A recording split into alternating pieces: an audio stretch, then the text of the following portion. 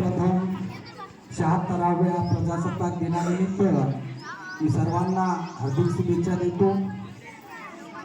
या कार्यक्रमासाठी उपस्थित गावच्या सरपंच, ग्रामपंचायत सदस्य, शिक्षण समितीचे अध्यक्ष, उपाध्यक्ष, सर्व सदस्यगण, तसेच ग्रामसेवक इटावर सर, अंगणवाडी सेविका, त्यांच्या सर्व कार्यकर्त्या, गावचे नाईक, कारभारी, सर्व प्रतिष्ठित नागरिक, त्याचप्रमाणे शाळेचे मुख्याध्यापक सर, सर्व शिक्षक वृंद आणि चिमुकले बाल विद्यार्थी मित्रांनो, प्रजासत्ताक दिनानिमित्त आपल्या या शाळेमध्ये दरवर्षीप्रमाणे याही वर्षी एक वेगळ्या स्वरूपाचा कार्यक्रम शिक्षक वृंदाने या ठिकाणी आयोजित केला। शाळा तालुक्यात पहिली, जिल्ह्यात दुसरी, नावलौकिकाला दिवसेंदिवस नावलौकिक करीत आहे। आताच एका विद्यार्थिनीनं शिक्षण हे वाघिणीचं दूध आहे आणि जो कोणी त्याला प्राशन करेल तो गुरगुरल्याशिवाय राहणार नाही, अशी आख्यायिका या ठिकाणी दिली। त्याची परिस्थिती अशी की गेल्या 5-6 वर्षापूर्वी आपली शाळा कशी होती आणि आज आपल्या शाळेची प्रगती, शिक्षणाचं दूध प्राशन करून विद्यार्थी कसे गुरगुरत आहे हे सगळ्यांनी गावकऱ्यांनी पाहिलं, मी पण जाणवलं। तेव्हा शिक्षणाशिवाय तरुणपण नाही, याचप्रमाणे अनेक अशा आख्यायिका आहे, जो कोणी शिक्षण घेऊन सुज्ञ होईल तो गुरगुरल्याशिवाय राहणार नाही, हे आपण सगळे या ठिकाणी आपल्याच पाल्याला पाहून जाणवत असाल अशी मला वाटतं।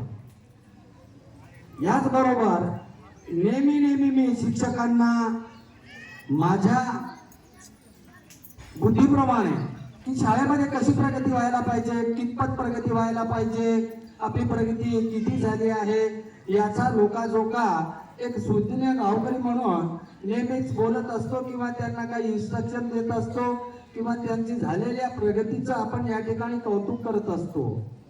तर गेल्या 5 वर्षामध्ये या शिक्षक वृंदाच्या चमूने आपल्या गावातल्या विद्यार्थ्यांना भरपूर असं शैक्षणिकच नव्हे तर सांस्कृतिक मी एक स्वागत गीत पाहिलं, अतिउत्तम, वाखाणावं तेवढं कमी आहे। मी स्वतः एक कोरिओग्राफर आहे, डान्सरच नव्हे तर कोरिओग्राफर आहे।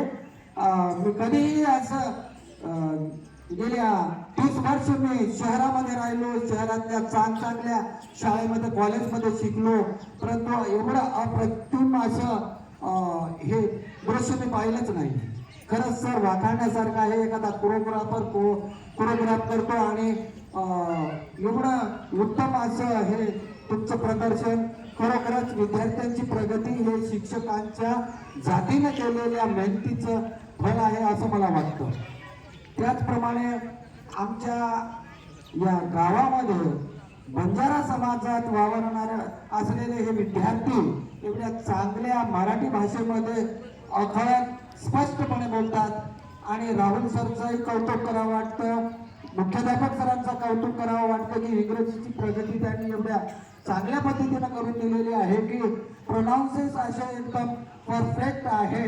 मी स्वतः 8वीला 1984 साली शिकत असताना एक महिना मला मराठीतून लिहून हे इंग्रजीचं भाषण करायची खूप इच्छा होती। मला इंग्रजी जे शब्द वाचता येत नव्हते तेव्हा माझ्या मामाकडून मी त्याला मराठीत लिहून घेतलं होतं आणि 1 महिन्यात प्रॅक्टिस केली होती।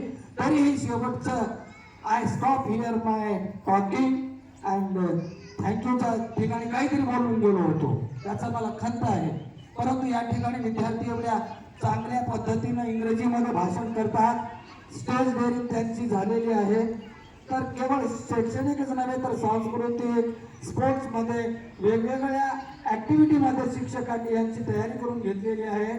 तर पुनश्च मी शिक्षकांचा पुन्हा एकदा प्रगतीविषयी तुमचं सगळ्यांचं धन्यवाद करू इच्छितो। एवढंच नव्हे तर शैक्षणिक बाबीमध्ये नवोदयामध्ये जर विद्यार्थी माझ्या गावातून गेले तर त्याचा मला खूप मोठा असा अभिमान राहील, कारण शिक्षणाची प्रगती केवळ सांस्कृतिक स्पोर्ट्समध्ये काही लिहिता वाचता येतं, मराठीमधून इंग्रजीमधून भाषण पोरांना करता येते, एवढ्यापुरता मर्यादित नसते, तर पुढे चालून जर आयुष्यामध्ये या शाळेतल्या, या गावातल्या, या परिसरातल्या शिकणाऱ्या विद्यार्थ्यांची आणखी देशभरामध्ये, जगभरामध्ये नावलौकिक करण्याकरिता हे जे शिक्षणाचं माध्यम आहे, त्याचा जो पाया आहे, तुम्ही जो रचत आहात, तो अति चांगल्या पद्धतीचा आहे. परंतु जगामध्ये ते नावलौकिक करून घेण्याकरिता त्या पद्धतीचं तुमचं जे हे शैक्षणिक कार्यक्रम चालू आहे, तसा विद्यार्थी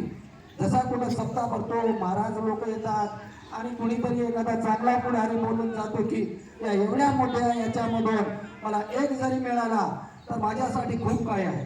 तसं या शाळेतून IAS साठी म्हणा किंवा इतर कुठल्याही ॲक्टिव्हिटीमध्ये एखादा असा माझा विद्यार्थी जर या गावातून गेला तर आपल्या गावाचा, शाळेचा, आपल्या तालुका, जिल्हा, आपल्या देशाचं नाव तो पुढं करेल. या पद्धतीचं आपण जास्तीच्या आणखी काही ॲक्टिव्हिटी आणून या विद्यार्थ्यांची प्रगती करून घेता येते का, याकडे लक्ष द्यावं अशी मी आपण सगळ्यांना विनंती करतो. त्याचप्रमाणे गावकऱ्यांकरिता बोलायचं जर झालं तर गेल्या टर्ममधून आम्हाला 2 वर्ष झालेले आहेत. शाळेची प्रगतीकरिता आम्ही जेवढा काही फंड देता येते किंवा आमचं सहकार्य लागतो, शिक्षण समितीच्या माध्यमातून, ग्रामपंचायतच्या माध्यमातून, गावकऱ्यांचा या ठिकाणी मी 1000 वेळेस काय कितीतरी वेळेस अभिनंदन करून म्हटलं तर ते कमी पडेल. कारण गावकऱ्याचं सहकार्य शाळेकरिता एवढा जास्त आहे, त्यांचा वाटा एवढा जास्त आहे की खूप काही आहे. कारण विद्यार्थी शाळेमध्ये पाठवणं, त्या कमी जास्त जर झालं तर त्याला सांभाळून घेणं, शाळेशी एक समरस राहणं, शिक्षकांनी वेगवेगळ्या माध्यमातून या ठिकाणी वेगवेगळे उपक्रम राबविण्याचा कार्यक्रम चालू केलेला आहे. त्याला आपल्या पूर्ण गावकऱ्याचा प्रतिसाद आहे. काल परवा हळदी कुंकवाचा कार्यक्रम शिक्षकांनी शाळेमध्ये राबविला. या ठिकाणी मी हजर नव्हतो, ते बायांचा कार्यक्रम होता, तरी घरून मी पूर्ण कार्यक्रम ऐकत होतो. पाटील मॅडमांनी चांगल्या पद्धतीनं या ठिकाणी नियोजन केलं, सर्व शिक्षक वृंदांनी त्यांना सहकार्य केलं. विशेष म्हणजे सर्व गावातील पूर्ण माया बहिणी या ठिकाणी उपस्थित राहिल्या. त्यांनी त्या कार्यक्रमाचा पूर्ण आस्वाद घेतला, भरपूर त्यांना सहकार्य केलं. त्याबद्दल असं वाटतं की शाळा आणि गाव एक समरस झालेले आहे आणि त्याकरिता सर्व गावकऱ्यातल्या माया बहिणींना, पूर्ण पालकवर्गांना मी त्यांचा धन्यवाद करतो. या ठिकाणी त्यांना शुभेच्छा देतो की असेच आपल्या मुलांसाठी, आपल्या पोरांच्या प्रगतीसाठी आपण शाळेशी समरस राहावं, वेळोवेळी शाळेला सहकार्य करावं.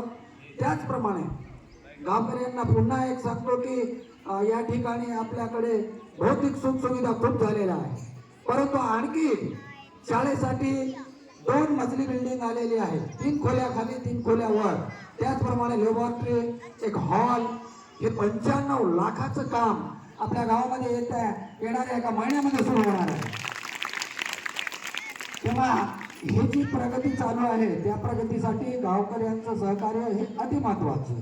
ग्रामपंचायतचं बोलायचं जर झालं, वेगवेगळ्या योजना, वेगवेगळे कामं या ठिकाणी चालू आहे. विशेषतः सगळ्यात महत्वाचा मुख्य मुद्दा म्हणजे घरकुलचा आहे.